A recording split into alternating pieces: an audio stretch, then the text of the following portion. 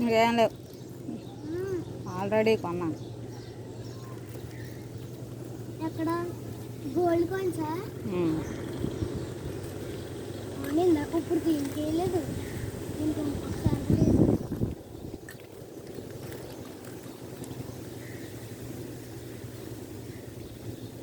దానికి ఇవే దీనికి దీనికి 2 సార్లు